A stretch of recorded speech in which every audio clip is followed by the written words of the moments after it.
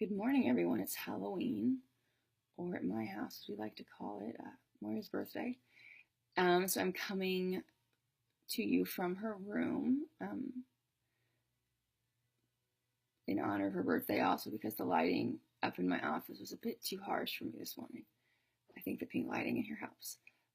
Wanted to talk to you about just how food journals help us with awareness. And awareness is good on days like today. And awareness is key just on all the other 364 days of the year. Oh, I wear this for you guys. I have lots of sweatshirts. So awareness with food journals. So a lot of times when I say to a prospective client, I want you to keep a food journal for me for at least 3 days. Don't edit it. Just keep it so I can see what's been going on with you. I get kind of a little bit of resistance because odds are they don't want to tell me what's been going on. They don't like them. They remind them too much of, bad dieting. Now, this is why I have you guys do them. Just to see what the heck you're doing so I can tell what I'm up against.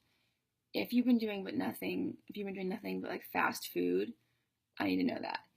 If you've been starving yourself all day but eating 95% of your intake from 6 to 9 p.m. at night, I need to know that. If you've been eating all day but never sitting down, also key. But for once you've decided you're going to clean up your diet, clean up your food, you're going to, follow what I recommend.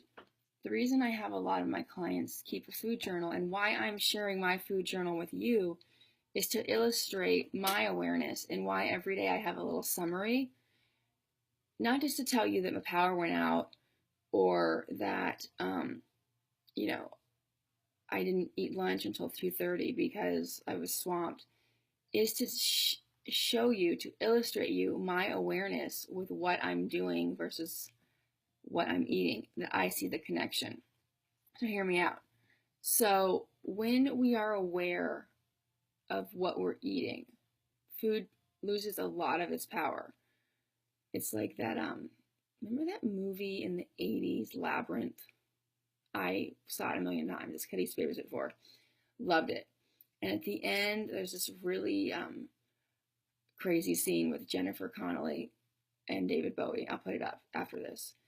And she's this really great 1980s eyebrows. And he's got this epic, huge makeup. And I won't even get into his stretch pants situation. And he says to her all this creepy 80s villain stuff. And basically says, you have to stay here in like the labyrinth land. And she says, you don't have any power over me. And he goes, aha. And the movie's over and everybody sings and it's all good. So that's kind of what awareness does. Awareness makes the food not have as much power over you. Because when we are aware of the connection between what we're feeling, what we're doing, and what we're eating, when we see, okay, when I'm really stressed out, I go to chocolate, and chocolate doesn't help. Chocolate makes it worse. Chocolate's not my friend. Chocolate's like the worst friend ever. It's a frenemy from the pits of hell. If you're not keeping track or keeping some sort of a record of, I feel like crap, I eat chocolate, I feel worse, you're just going to be like floating around. So let me just illustrate this to you. So, for example, if you are in a really just upset mood, right? And you got some bad news at work, whatever it is. And you go to food makes you feel way worse. And then you do it again later on in the day, and you're just sort of reacting. You're just one big, like, I like to call it, you're pinballing all day. You're just, tick, tick, tick, tick. At the end of the day, you get home, you sit down, you take off your high heels, your shoes, your boots, whatever, and you just feel like total and complete crap. And you don't even really know why, because you've been just in reaction mode all day long. So what if every time you ate, you had a reminder on your phone and you just put it in the app, or you put it on a piece of paper. And what I always have my clients do is 20 minutes before they eat and after they eat, how they felt. And it could be as simple as, I hate my boss. What they ate. 20 minutes after, feel good, boss is still a jerk. And then what they ate. So at the end of the day, they look back, they're like, oh my God, I feel like crap because all I ate was chocolate. My boss was a jerk. I made all these shitty choices.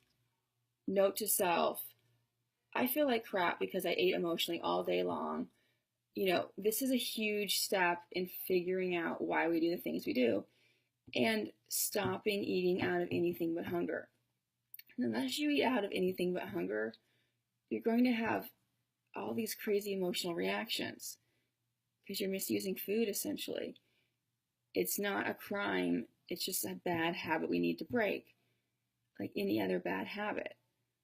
Like, you know, biting your nails or, you know, anything else we used to all do that we don't do any longer. It can be stopped. It's complicated, but there's also things we can do to lessen it in the meantime. So that's why I think food journals are so important, and that's why I share them with you, to also kind of loosen you guys up to the idea of they're not a big deal. And also, I don't eat perfectly. You're also really seeing me at a very hard time in my life. Not the worst time in my life. I've had way, way worse times of my life. But this is pretty stressful for me. The last couple of weeks have been pretty stressful. Getting my book out the door, I've had a lot of extended family stuff.